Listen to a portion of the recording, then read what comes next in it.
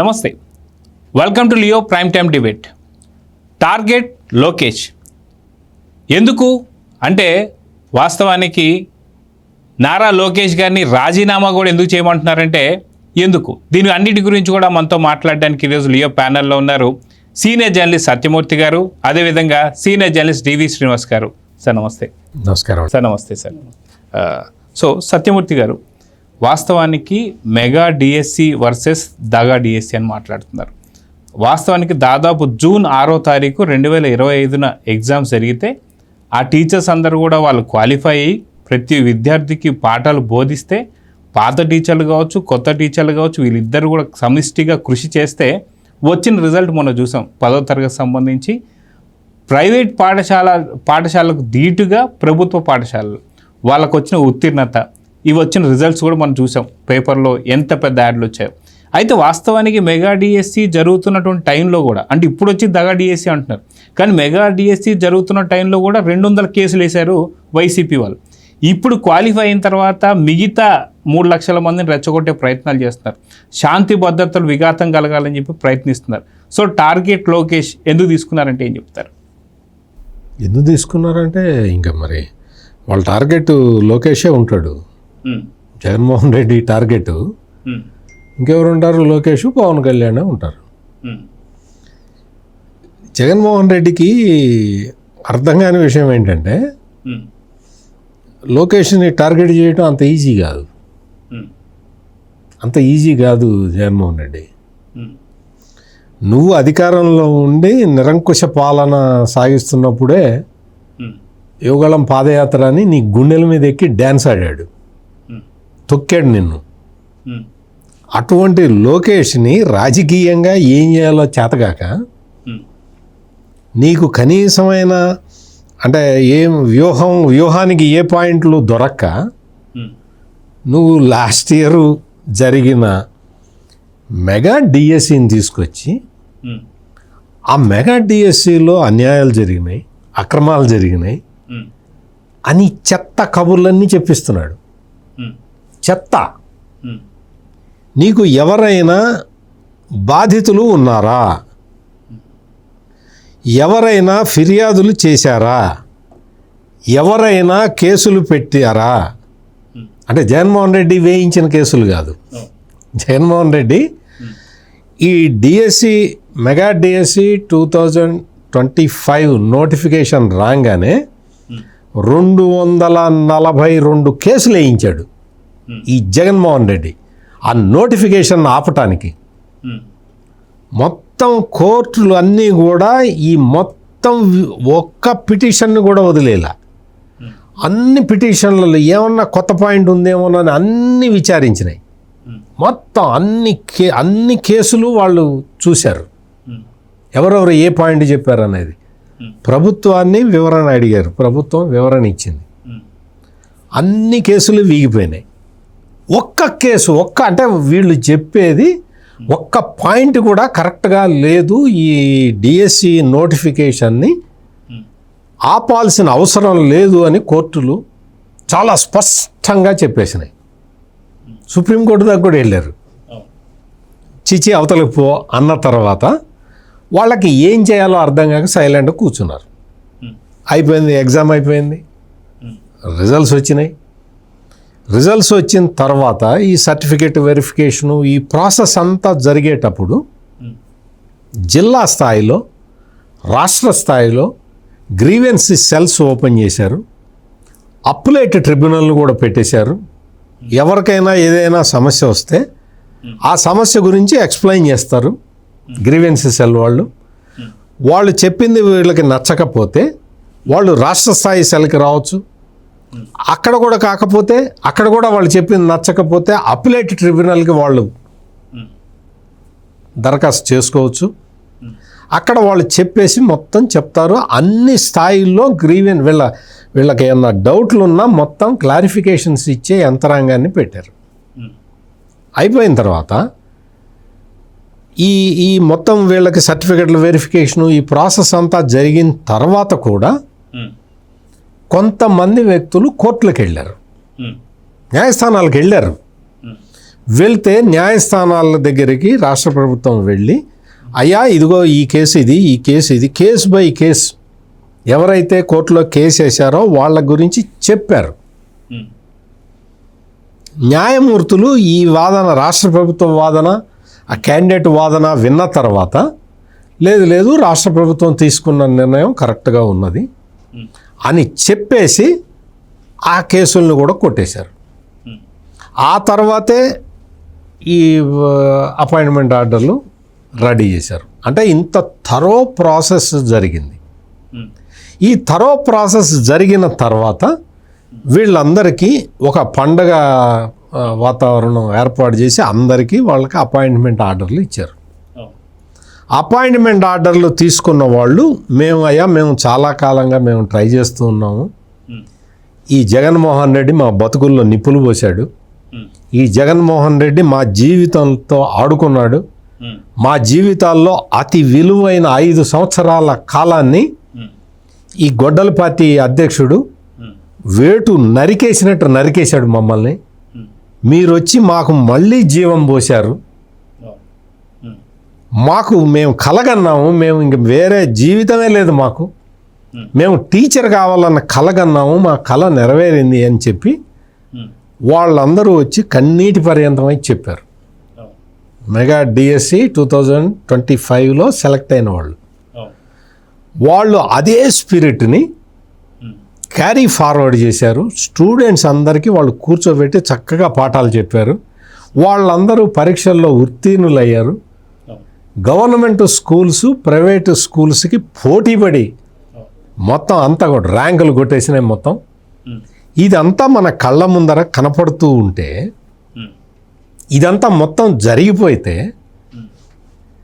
కడుపు మండిపోతున్న ఈ జగన్మోహన్ రెడ్డి కడుపు మల మాడిపోయింది, మొత్తం రగిలిపోయాడు.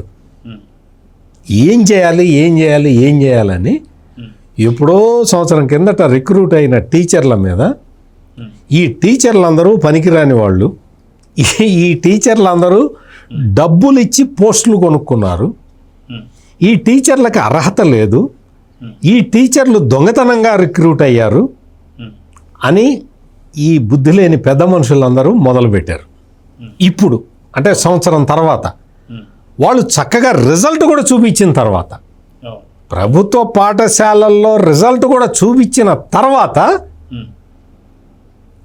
మరి ఈ బుద్ధి లేని పెద్ద మనుషులందరూ ఒక చోట కూర్చొని ఈ టీచర్లందరూ డబ్బులు పెట్టి వచ్చారు, ఈ రిక్రూట్ అయిన టీచర్లందరూ దొంగలు, ఈ రిక్రూట్ అయిన టీచర్లందరూ ఉద్యోగాలు కొనుక్కున్నారు, ఈ రిక్రూట్ అయిన టీచర్లు ఎవ్వరు కూడా అర్హత లేదు అని చెప్పి ప్రచారం మొదలుపెట్టారు ఈ జగన్మోహన్ రెడ్డి అండ్ కంపెనీ.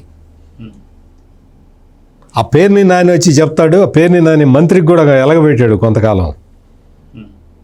ప్యాకాట్ ఆడే వాళ్ళకి, ప్యాకాట్లో బాగా నిష్ణాతులైన వాళ్ళకి డిఎస్సిలో రిజర్వేషన్లు ఇచ్చారు అంటున్నాడు. ఈ పేరుని నానికి ఏమన్నా కనీసమైన జ్ఞానం అన్నా ఉందా?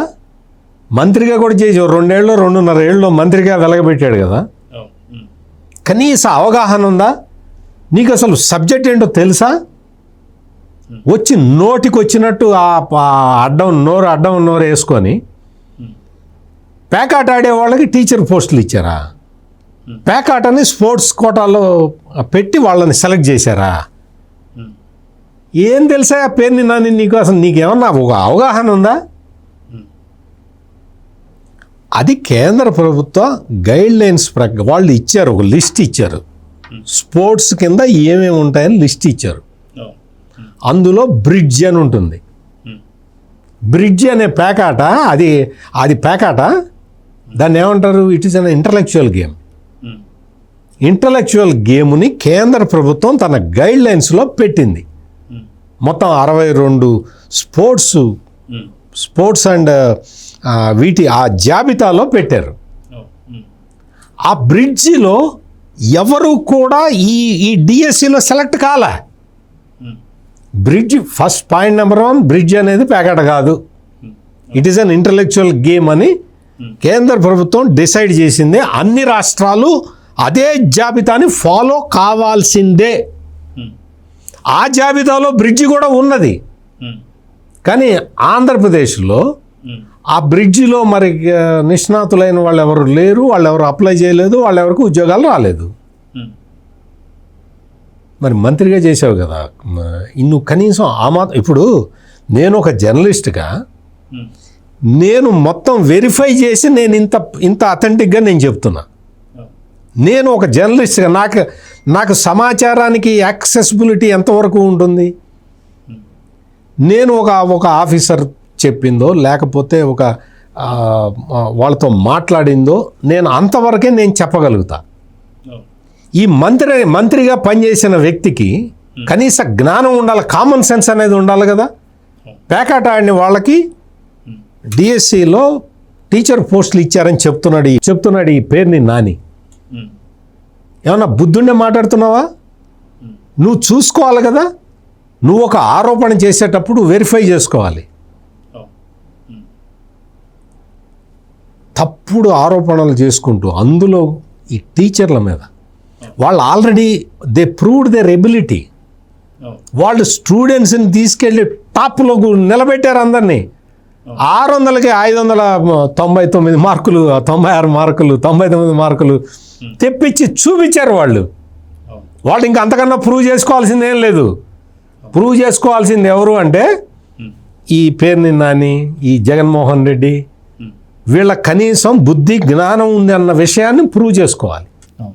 సో డివిఎస్ గారు, వాస్తవానికి మొన్న మధ్య దాకా నవీన్ అనేటువంటి ఒక వ్యక్తిని అడ్డం పెట్టుకొని, నవీన్ అనే వ్యక్తి అసలుకి నిజంగా స్టేట్లో చాలా పెద్ద ర్యాంకు, అసలుకి అతనికి ఉద్యోగం రాకపోవడం ఏంటి అది ఇది అని చెప్పేసి నిలదీసినప్పుడు అక్కడ ఉన్నటువంటి ఒక లేడీ అధికారి చాలా క్లారిటీ అనే ఒక సమాచారం ఇచ్చింది. అతను సర్టిఫికేట్ వెరిఫికేషన్కి రానప్పుడు నెక్స్ట్ స్టెప్ ఎలా ఉంటుంది అని చెప్పేసి.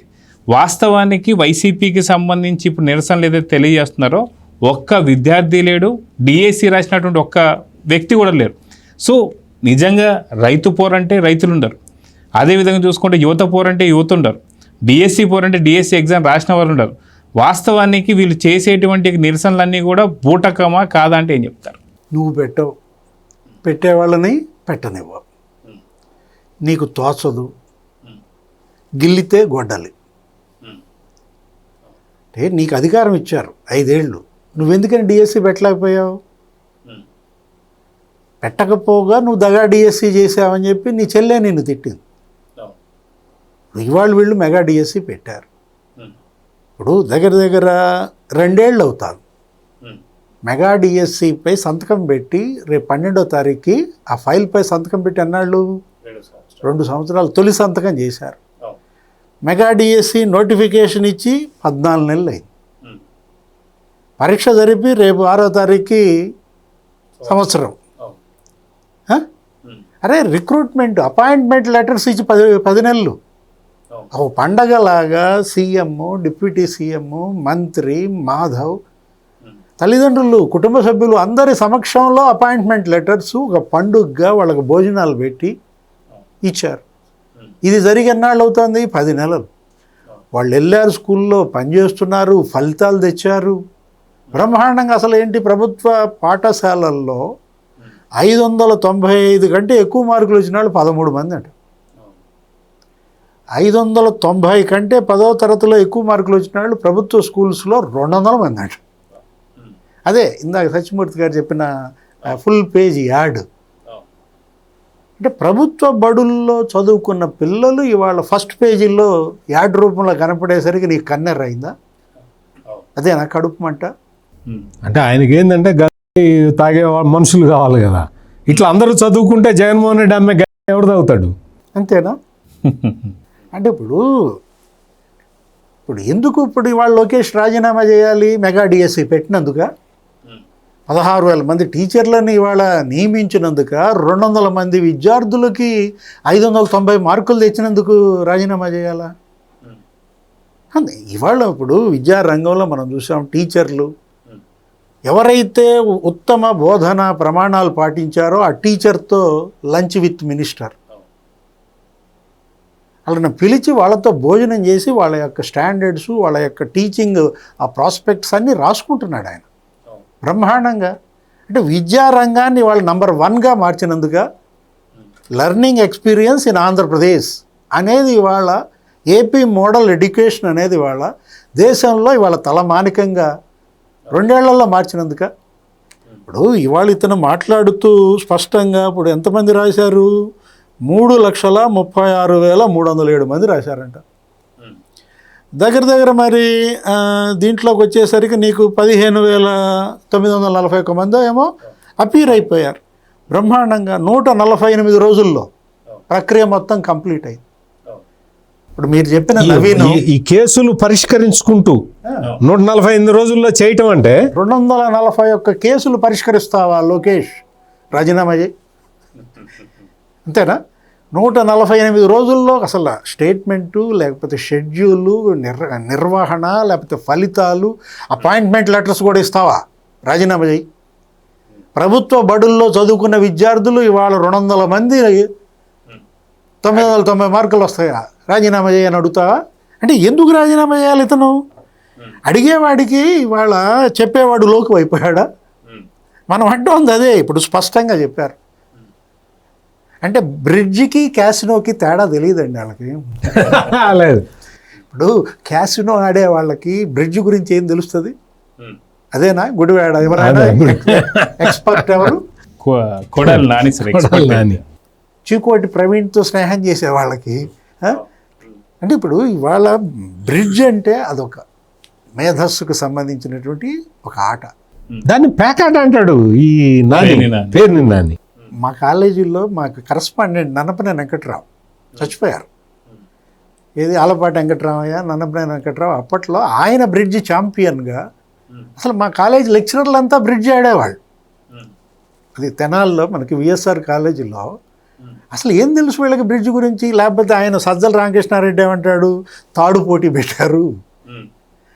అరే ఇప్పుడు టగ్ ఆఫ్ వార్ ఇవన్నీ కూడా ఇందాక ఎవరు చెప్పారు మనకి? సత్యమూర్తి గారు చెప్పారు. ఏంటది? కేంద్ర ప్రభుత్వం 2024 మార్చి 4న అంటండి మీరు చెప్పినటువంటి 65 క్రీడాంశాలని ఇవాళ central government personal public relations and pensions department పెట్టమని వాళ్ళు ఇచ్చినటువంటి గైడ్ లైన్స్ ప్రకారం పెట్టారు.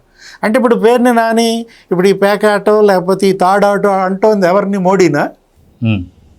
నేషనల్ గవర్నమెంట్ కాబట్టి ఖచ్చితంగా మోడీ గవర్నమెంట్నా?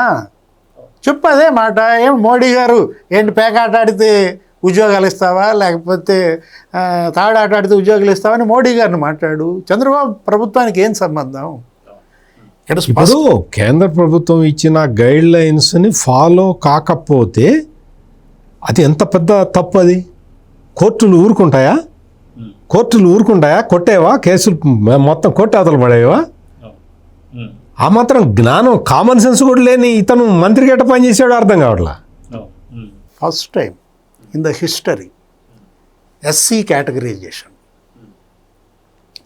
కేటగరైజేషన్ ప్రకారం ఇచ్చారు. లేకపోతే ఏంటది? Horizontal reservation. అదొక చాలా పెద్ద ప్రాసెస్. అది సుప్రీంకోర్టు గైడ్ లైన్స్ ప్రకారం పెట్టిన ప్రాసెస్. అది అంటే అది పలకటం మాకు రాదు. అది మెయిన్ ప్రాబ్లం ఏంటంటే మళ్ళీ ఒకసారి పలకండి. మనం ఎన్నిసార్లు చెప్పినా ఈ పేరుని దానికి అర్థం కావాలి కదా. అంటే మా బాసుకు కూడా రాదు. హారిజాంటల్ రిజర్వేషన్ అంటే నీకు అర్థం కాదా? అడుగు, అసెంబ్లీకి వెళ్ళు, అక్కడ చెప్తారు కదా. లోకేష్ అక్కడ చక్కటి క్లాస్ ఇస్తాడు నీకు, మంచిగా ట్యూషన్ చెప్పాలన్నా అతను సిద్ధంగా ఉన్నాడు. పేరుని అసెంబ్లీకి రానివారు. పేరుని డివిఎస్ గారి మాట విని అసెంబ్లీకి వెళ్తాడేమో ఈ పేరుని. వీళ్ళకి ఓడిపోయారు కదా, వీళ్ళని రానివారు అసెంబ్లీ లోపలికి. సెక్రటేరియట్లో ఉన్నాడంట, లేనిపోయింది గోడ దూకి వెళ్ళాను. ఇప్పుడు 33,380 గ్రీవెన్స్ పరిష్కరించారు. ఎన్ని గ్రీవెన్స్లు వచ్చాయి? 33,380 గ్రీవెన్స్లు పరిష్కరించారే. 241 కేసులు హైకోర్టు పరిష్కరించిందే. మీరన్న ఆ నవీన్ కేసే వెళ్ళాడుగా కోర్టుకి. హైకోర్టుకి వెళ్తే ఏమైంది? ఎవరిది తప్పు? నువ్వెందుకైనా సర్టిఫికేట్ వెరిఫికేషన్కి వెళ్ళలేదు. వెరిఫికేషన్కి వెళ్ళిపోతే అయిపోయేది. ఆమె ఎవరు ఇంకొక అమ్మాయి మీద బడి ఏడుస్తున్నారు. వెంకటలక్ష్మి అంటండి. ఇందాక అజయ్ జైన్ కూడా ప్రెస్ మీట్లో మాట్లాడారు. విజయనగరంలో ఒక వెయిట్ లిఫ్టర్కి వచ్చిందంట వెంకటలక్ష్మి. ఇప్పుడు ఆమె మీద ఏదో ఎఫ్ఐఆర్ ఉందంట. ఎలా ఇస్తారనో ఇది అంటారు. ఇప్పుడు ఎఫ్ఐఆర్ వాళ్ళు ఉందా లేదా, ఎస్పీకి వాళ్ళు లేఖ రాశారు. ఎస్పీ లెటర్ ఏమైనా వచ్చింది, అసలు ఆ పేరుతో ఆమె మీద అసలు ఎఫ్ఐఆర్ లేదు అని సర్టిఫికేట్ వచ్చిన తర్వాత ఆమె బ్రాంజ్ మెడల్, నేషనల్స్లో బ్రాంజ్ వచ్చింది, కాంస్యం, అందుకని వచ్చింది ఆమెకి. అరే రే రే రే రకరకాల. ఈ నవీన్ అనే అతను ఎంప్లాయ్, అవుట్ సోర్సింగ్ ఎంప్లాయ్, ముందర డ్యూ పర్మిషన్ తీసుకోవాలి. అయ్యా నేను డిఎస్సి రాయబోతున్నానని పర్మిషన్ తీసుకోలేదు. తీసుకోకపోయినా సరే సర్టిఫికేట్ వెరిఫికేషన్కి పిలిచారు. సర్టిఫికేట్ వెరిఫికేషన్కి పోలా, కోర్టుకు వెళ్ళాడు. ఏమైంది? హైకోర్టు ఏం చెప్పింది? సర్టిఫికేట్ వెరిఫికేషన్ అవసరం లేదు, నేను ఉద్యోగం అని అంటది హైకోర్టు. అంటే ఇప్పుడు ఇవాళ అతను తప్పు చేయకపోతే ఎందుకని అతను దాక్కుంటాడు, తప్పుకుంటాడు? ఇప్పుడు ఇక్కడ మళ్ళా ఇంకోటి ఏది, వీళ్ళు రకరకాలుగా వాళ్ళ దాంట్లో ఇచ్చినటువంటి ప్రచారం ఆ స్పోర్ట్స్ మీదే పెడుతున్నారండి ఎక్కువగా. స్పోర్ట్స్ ఉద్యోగాల గురించే ఇవాళ అజయ్ జైన్ ఎండి శాప్ ప్రెస్ మీట్ పెట్టారు. వెంకటలక్ష్మితో సహా మొత్తం ఇచ్చారనమాట. అసలు ఇచ్చేది సర్టిఫికెట్లు మేం కాదు, శాప్కి దానికి సంబంధం లేదు, క్రీడా మంత్రిత్వ శాఖకి దానికి సంబంధం లేదు, ప్రభుత్వానికి సంబంధం లేదు. సర్టిఫికెట్లు స్పోర్ట్స్ ఇచ్చేది ఎవరు? Federations, associations. ఈ ఫెడరేషన్స్, అసోసియేషన్స్ ఇచ్చిన సర్టిఫికెట్లు జగన్మోహన్ రెడ్డి ప్రభుత్వంలో ఎన్నో చెప్పనా? 135 అంట. అంటే నువ్వు ఇచ్చిన 135 సర్టిఫికెట్లు తప్పుడు అని నువ్వు ఒప్పుకుంటున్నావా? ఇప్పటికీ వాళ్ళు ఎక్కువ ముందున్నారు ఉంది సార్ ఇప్పటికీ. అంటే నువ్వే తప్పుడు సర్టిఫికెట్లు ఇస్తావు, నువ్వే వాళ్ళకు ఉద్యోగాలు ఇవ్వద్దంటావా? అంటే ఇప్పుడు యాక్చువల్గా చంద్రబాబు లేకపోతే అప్పుడేది ఒక 12 ఏళ్ల పరిపాలనలో టీడీపీ ప్రభుత్వం ఇచ్చినటువంటి స్పోర్ట్స్ సర్టిఫికేట్ 142 అంట. కాంగ్రెస్ 10 ఏళ్లలో ఏది రాజశేఖర రెడ్డి కానీ కిరణ్ రోసే కానీ ఇచ్చిన సర్టిఫికెట్లు 105 అంట. జగన్మోహన్ రెడ్డి ఇచ్చిన సర్టిఫికెట్లు 135 అంట. స్పష్టంగా వాళ్ళు ఇచ్చినటువంటి ఆధారాలతో సహా వాళ్ళు నీ నంబరే వాళ్ళు చెప్తున్నప్పుడు అతను ఎవరు ఏకాంబరం అంటండే చిత్తూరు అంట, అతనికి 125 ర్యాంక్ వచ్చిందంట, ఎందుకని ఉద్యోగం రాలేదని సాక్షిలో రాస్తారు. నిన్న చెప్పాడు కోన శశిధర్, వివరంగా చెప్పాడు. ఏమని? అతను సోషల్ స్టడీస్ 118 ఖాళీలు ఉన్నాయి, బీసీడీ దానికి వచ్చేసరికి 7 ఉన్నాయి, మొదటి 5 పోస్టులు 114 ర్యాంకుతో కట్ ఆఫ్. ఇప్పుడు నీకెంత వచ్చింది? 125 వచ్చింది. హారిజాంటల్ రిజర్వేషన్లో ఉన్న 7 ఖాళీల్లో ఆ 2 కూడా మరి ఆ దివ్యాంగులు స్పోర్ట్స్ వాళ్ళకు వచ్చాయి 139, 906 ర్యాంక్. అంటే హారిజాంటల్ రిజర్వేషన్ మీకు అర్థం కాక చేస్తున్నారా? ఈ కేసులన్నీ వాళ్ళు పరిష్కరించారు, ఈ గ్రీవెన్స్లన్నీ ప్రభుత్వానికి వెళ్ళాయి. ఇప్పుడు అదే 33,000 గ్రీవెన్స్లు పరిష్కారం చేశారు. అంటే కేవలం ఏంటంటే కక్ష, అక్కసు, పగబట్టాడు, బుస్ అంతే. కాటేయటమే మనకు కనపడుతుంది. ఏది రాష్ట్రం మీద కాటు, జగన్ కాటు అనమాట. నిరుద్యోగుల మీద కాటేస్తున్నాడు. కాటు అనలేదులే, వాళ్ళు ఏదో గొడ్డలు వేయటనో ఏదో అన్నారనమాట. నిరుద్యోగులపై జగన్ గొడ్డలే అంటున్నారు. సో సత్యమూర్తి గారు, వాస్తవానికి నారా లోకేష్ గారు డబ్బులు తీసుకున్నారని, డబ్బులు తీసుకుని ఉద్యోగాలు ఇచ్చారని చెప్పేసి ఇప్పుడు వైసీపీ వాళ్ళు మాట్లాడుతూ వస్తున్నారు. ఇది తలుచుకోగానే మనకి 2019-24 దాకా బొత్స సత్యనారాయణ గారు దాదాపు 1,600 మందికి ట్రాన్స్ఫర్ల పేరు మీద దాదాపు ఒక్కొక్కరి దగ్గర నుంచి 5 లక్షలు తీసుకున్నారని 65 కోట్లకు సంబంధించి స్కామ్ ఒకటి నడుస్తుందని చెప్పి గుర్తొస్తుంది. ఇక్కడేమో టీచర్స్ అందరు నిన్న మీటింగ్ పెట్టుకొని ఎవరైతే డిఎస్సి రాసిన వాళ్ళు ఎక్కడా మేము రూపాయి కూడా ఇవ్వలేదని చెప్పి వీళ్ళు చెప్తున్నారు. గతంలో టీచర్స్ ఏమో మా దగ్గర డబ్బులు తీసుకున్నాడని చెప్పి బొత్స సార్ వాళ్ళు చెప్తున్నారు. ఏంటి సార్, ఎలా చూడాలి? ఏముంది, ఇప్పుడు జగన్మోహన్ రెడ్డి అధికారంలోకి వచ్చిందే అన్నీ అమ్ముకోవటానికి. ప్రకృతి ఇచ్చిన ఇసుకని అమ్ముకున్నాడు, తను తయారు చేసిన సారాన్ని మద్యాన్ని అమ్ముకున్నాడు, అన్నీ అమ్ముకున్నాడు. మరి అన్నీ అమ్ముకునే వ్యక్తి పోస్టులు అమ్ముకున్నాడు, తప్పే ఉంది అందులో? ఎవరి టాలెంట్ వాళ్ళది.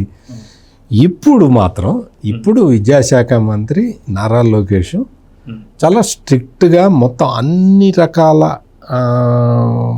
జాగ్రత్తలు తీసుకోవటమే కాకుండా లూప్ హోల్స్ ఎక్కడా లేకుండా ఎగ్జామ్ కండక్ట్ చేసి ఎంత పర్ఫెక్ట్గా ఎగ్జామ్ కండక్ట్ చేశారంటే ఇదేదో ఈ పరీక్ష డిఎస్సి 2025 పరీక్ష పెట్టిన వాళ్ళు ఏదో ఆషామాషి జగన్ నడిపే ఈ అల్లిబిల్లి కంపెనీల టైపు కాదు ఇది. వీళ్ళు సూట్ కేస్ కంపెనీలు కాదు, వీళ్ళు ఆర్ఆర్బి,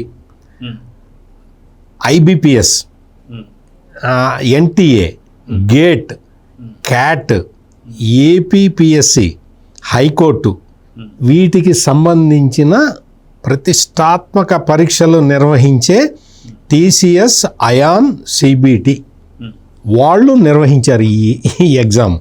ఇది కూడా ఏంటో తెలుసా, కంప్యూటర్ బేస్డ్ టెస్ట్.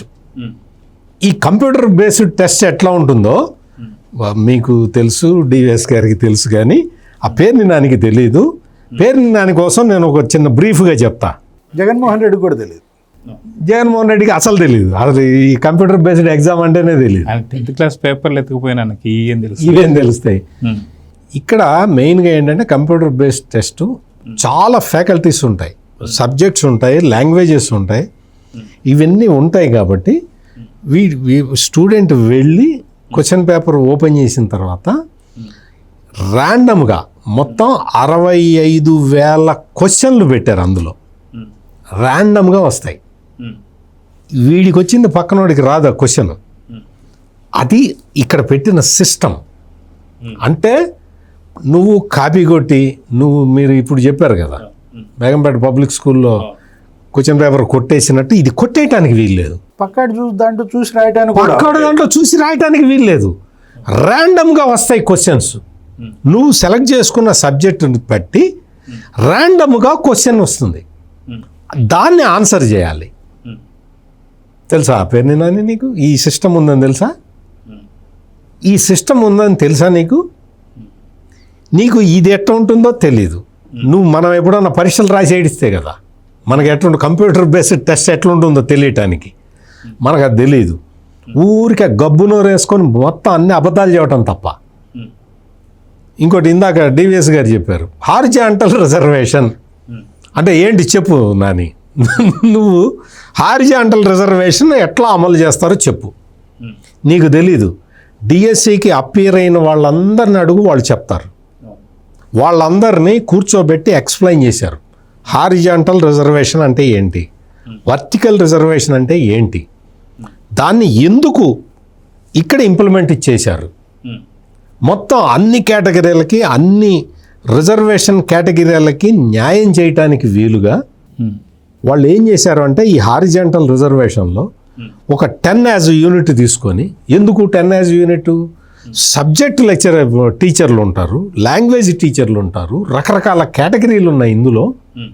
అందుకని 10 యాజ్ యూనిట్ తీసుకొని ఎన్ని ఉన్నాయో కింద హారిజాంటల్ రిజర్వేషన్లో ఉమెన్కి వచ్చేది, బీసీకి వచ్చేది, స్పోర్ట్స్కి వచ్చేది, వీటిని బట్టి ఆ కోటాని బట్టి హారిజాంటల్ రిజర్వేషన్ని ఇంప్లిమెంట్ చేశారు. ఎట్లా ఇంప్లిమెంట్ చేశారు అనేది అక్కడ కూర్చున్న వాళ్ళకి ఎక్స్ప్లెయిన్ చేసి చెప్పారు. ఇవన్నీ జరిగిన తర్వాత వాళ్ళు సాటిస్ఫై అయిన తర్వాత వాళ్ళు బయటికి వెళ్ళారు. ఈ ప్రాసెస్ అంతా జరిగి సంవత్సరం అయింది.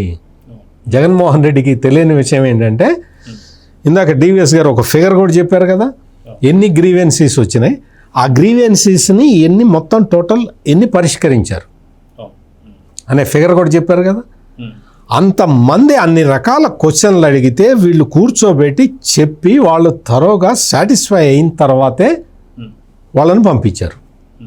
ఇంత ప్రాసెస్ జరిగి సిస్టమేటిక్గా జరిగి మొత్తం హారిజాంటల్ రిజర్వేషను, వర్టికల్ రిజర్వేషను ఈ విధానాన్ని సుప్రీంకోర్టు ఓకే చేసిన సిస్టమ్ ఇది.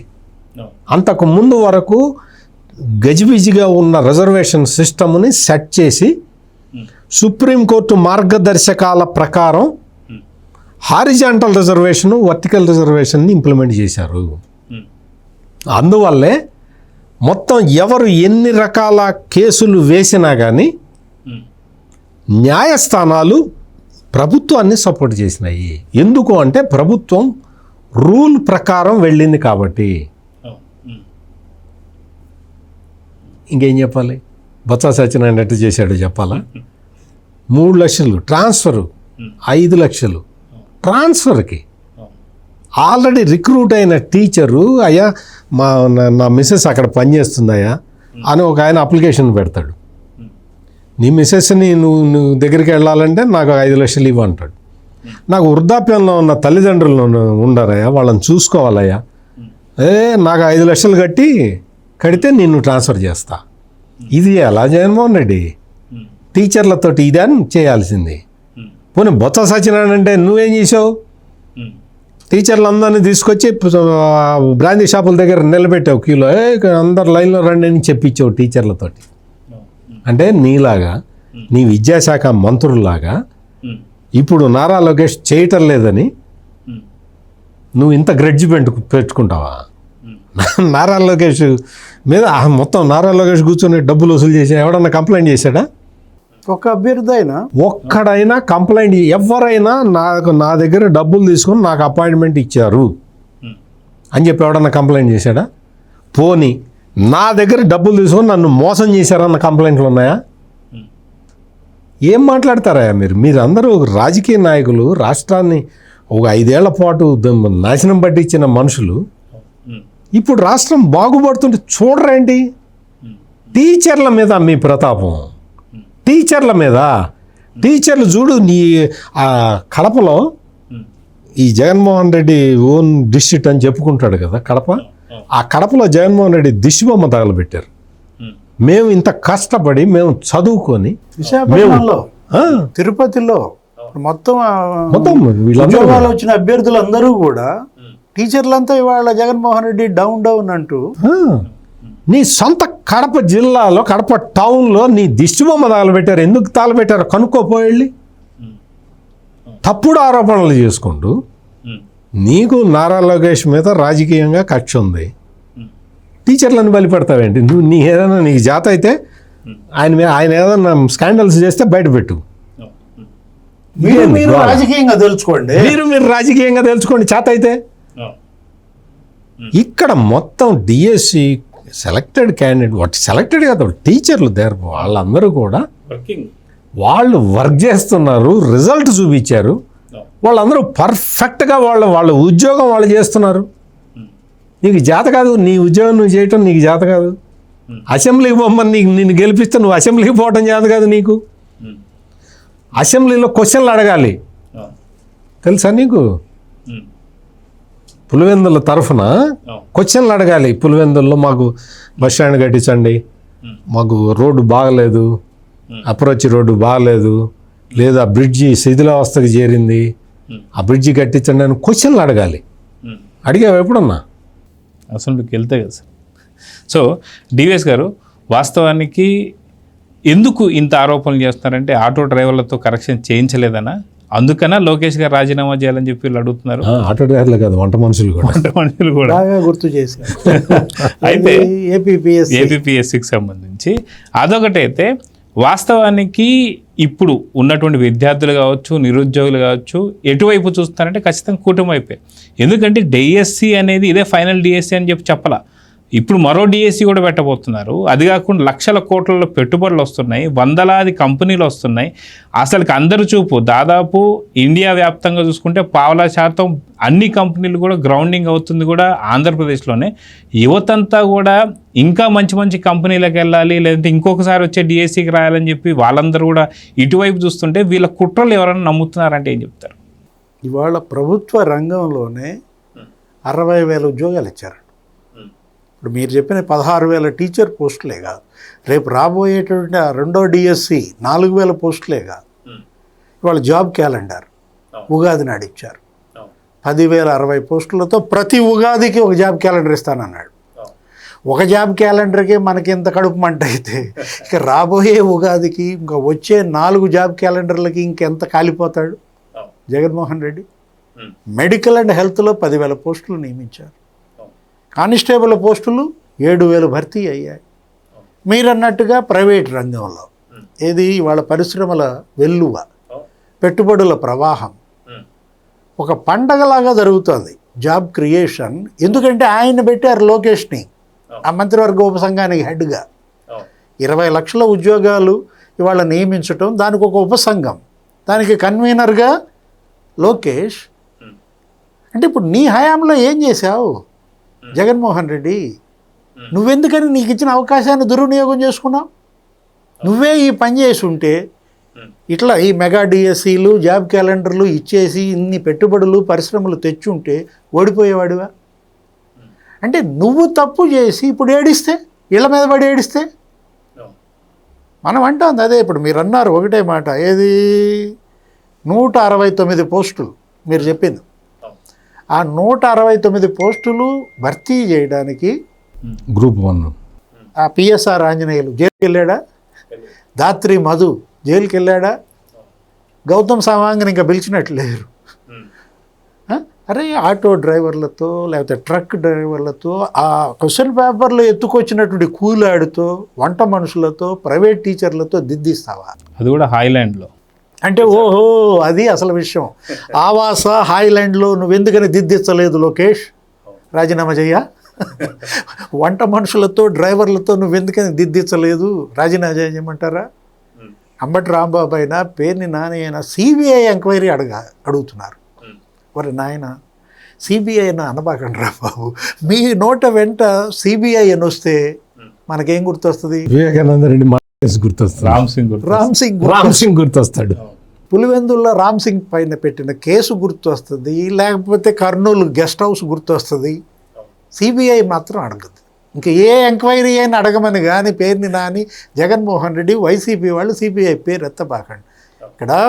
ఇక్కడ మనం చూడాల్సింది ఇప్పుడు దీంట్లోకి వచ్చేసరికి ఇంకొక చిన్న ఇది చెప్తా. ఈమెవరు? షేక్ నసీం ఉందంట. ఆమెకి ర్యాంక్ 43 వచ్చిందండి. ఆమెకు సీట్ ఎందుకు రాలేదు అని రాశారు. ఆమెకి ఎందుకు ఉద్యోగం ఇవ్వలేదంటే ఆమె బీసీఈ కేటగిరీ అంట, బయాలజీ. 2 ఖాళీలే ఉన్నాయి.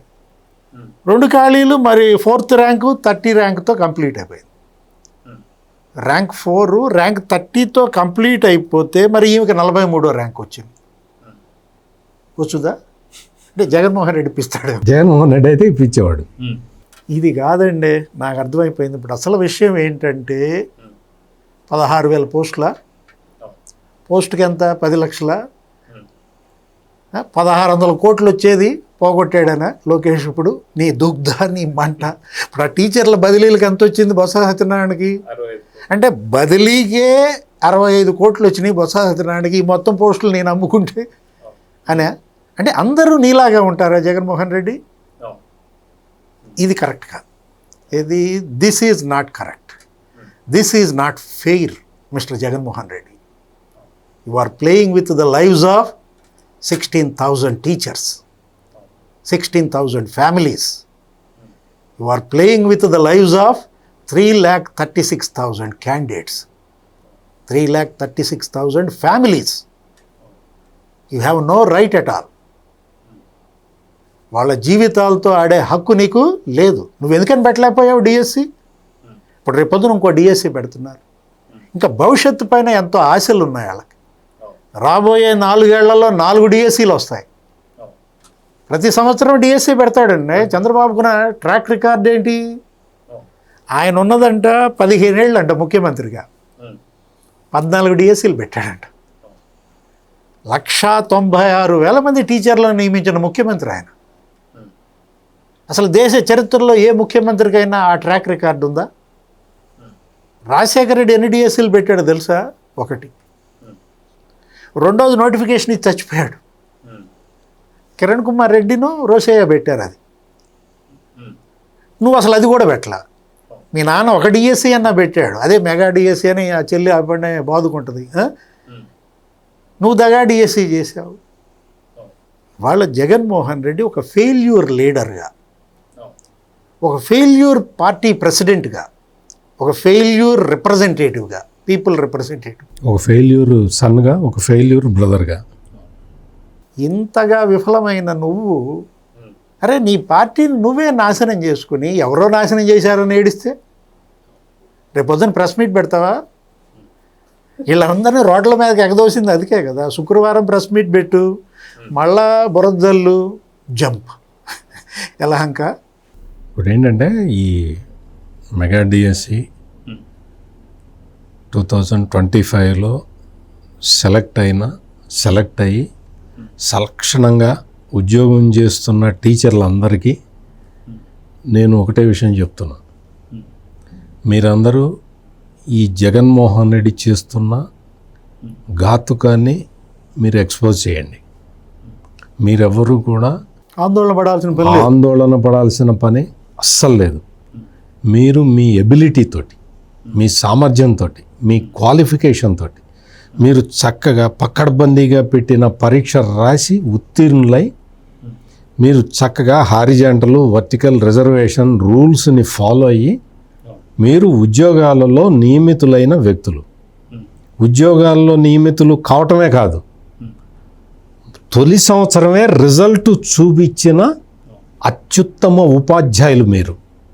మీరందరూ ఈ జగన్మోహన్ రెడ్డి బ్యాచ్ చేస్తున్న ప్రచారాలని మీరు జీవితాంతం మర్చిపోవద్దు. మీరు ఈ జగన్ కుట్రల్ని తిప్పికొట్టడానికి ముందు వరుసలో నిలబడాలి. సోల్జర్స్ లాగా మీరు ముందు వరుసలో నిలబడాలి. మీరు వచ్చి సంవత్సరం అయిన తర్వాత కూడా మీ ఉద్యోగాలు ఎట్లా పీకిచ్చాలా అని చూస్తున్న ఈ జగన్మోహన్ రెడ్డి ఆట కట్టించాల్సింది మీరే. వీళ్ళ తల్లిదండ్రులు కూడా, కుటుంబ సభ్యులందరూ కూడా, మొత్తం అందరూ కూడా ఈ ప్రభుత్వాన్ని కాపు కాచుకోవాలి. ఈ జగన్మోహన్ రెడ్డి చేస్తున్న అరాచకాన్ని అడ్డుకోవాల్సిన ఫ్రంట్ లైన్ సోల్జర్స్ మీరు, మీ కుటుంబాలు. నిరుద్యోగులు కూడా ఎవరైతే పరీక్ష రాసి ఇంకా పొందలేకపోయారో ఉద్యోగాలు, ఆ 3 లక్షల మంది రాబోయే పరీక్షలు మీకోసం ఉన్నాయి. ఇంకా 4 డిఎస్సీలు పెడతారు. మీకు ఎంతో ఉజ్వల భవిష్యత్తు ఉంది బ్రహ్మాండంగా. ఎందుకంటే ఇది జగన్మోహన్ రెడ్డి ప్రభుత్వం కాదు. ప్రతి సంవత్సరం డిఎస్సి పెట్టేటటువంటి నాయకుడు మీకు ముఖ్యమంత్రిగా ఉన్నప్పుడు రాబోయే 4 డిఎస్సీల్లో కూడా మీకు అద్భుతమైనటువంటి అవకాశాలు ఉన్నటువంటి దీంట్లో కష్టపడండి, కృతార్థులు కండి.